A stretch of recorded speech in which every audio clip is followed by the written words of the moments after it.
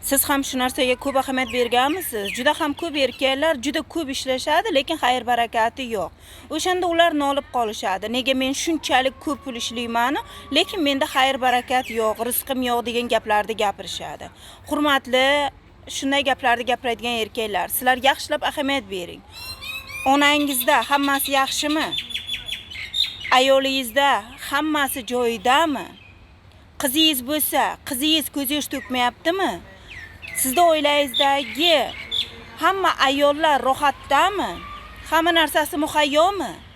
Mana shu narsalarga siz qanchalik ko'p ahamiyat berib, oila a'zoyingizdagi ayollarini hamma narsasini muhayyo qilsangiz, sizga shunchalik baraka beriladi, rizq beriladi.